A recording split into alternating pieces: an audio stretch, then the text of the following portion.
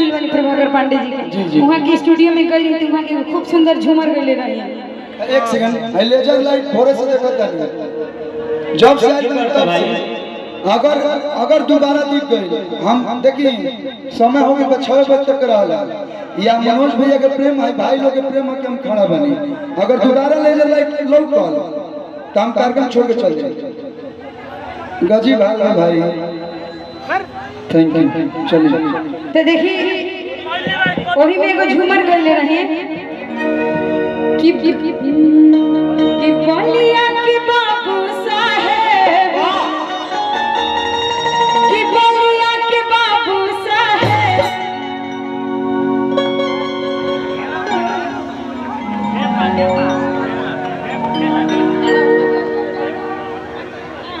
सुनी कि बलिया के बाबू साहेब कि एजा कोई जातिवाद नहीं हो एजा बाबू साहेब भगवान पंडितान सब बा लेकिन बाबू साहेब भाई बनता सुनी जा ध्यान से कि बलिया के बाबू साहेब अखाटी राजपूत माई दैया रे कहेला बठिए पशु माई दैया रे कहेला बठिए पशु ई हम नहीं की कह ई मनोज चर्चा पर गावल जाता हेमा जी देखिए हम जौन कही ना तौन कह के हम गलिया पर तिल गोले रही हमनी के माई माई जैसे पहले बतौनी है कि चाची लोग झूमर गावेला लोग बतावेला हमने के इंस्टाग्राम खोजे नहीं सो हम गाना गावे तब तक राउर गीत लोग चला तो देखिए पारंपरिक गीत के ये पहचान है एकरा पर ना कोनो कॉपीराइट और ना स्ट्राइक आवेला इतना सुंदर सुंदर वो गीत गावत है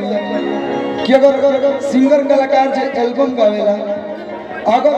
1-2 साल तक राउर गीत उठा के चाहे कुल गीत गाई तो कबो फला फला हो तो एक बार माटी के गीत खातिर बियाहती गीत खातिर पारंपरिक गीत खातिर जोरदार ताली बजा दिए लोग और जोरदार सम्मान करे लोग बड़ी सुंदर लागत है खुद की आज गा के बड़ा अच्छा लागत है हां तो एक बार जोरदार ताली हो जाए लागत भैया तू तूफान के एकदम स्टेज पे आ जीवो हां हम जनागिन होई बस सब होई लास्ट गीत गा के एकरा बाद 2 गो रिकॉर्डिंग डांस क के हम जाए चिंता मत करो अब देखिए कि बलिया के बाबू साहेब अखाटी राजपूत माई दैया रे कहेला कि बठिए पशु माई दैया रे कहेला बठिए पशु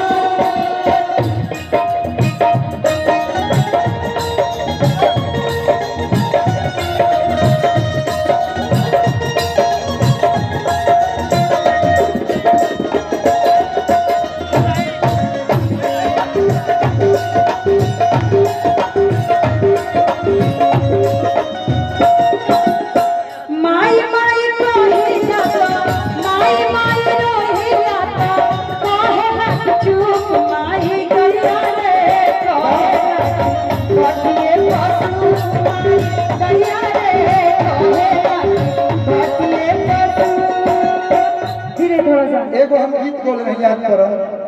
मानो नहीं आ गया अगरमी में तनी दे दो साली सहारा दे दो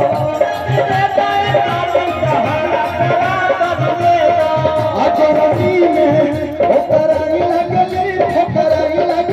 बल खुला बटे देखे डाई लगली ले जाए साली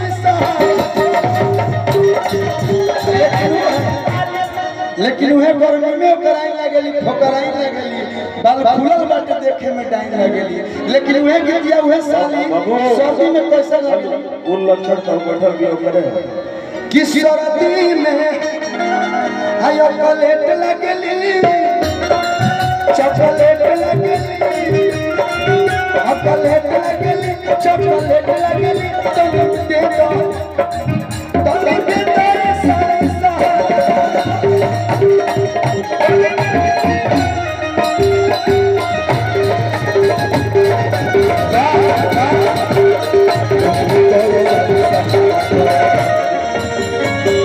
ऐसा लगता है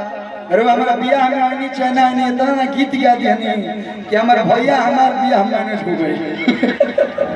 एगो कलू भैया के गाना हमरा बहुत, इतना गाना यहाँ के गईले बानी, लेकिन एगो गाना हमरा बहुत पसंद आवेला बस बस कि हमारा राजा जी के गलिया मोतीले सखी, कि हमारा राजा जी के गलिया मोतीले सखी, हमारा उनका बिना लागत नहीं खे, हमारा उनका बिना लागत नहीं खे दिले सखी, अब है दिल हमारा लेके दिले सखी, अब है दिल हमारा लेके दिले सखी, अब है दिल हमारा लेके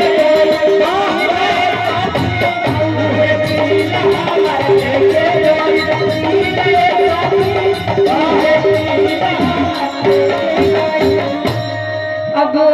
भैया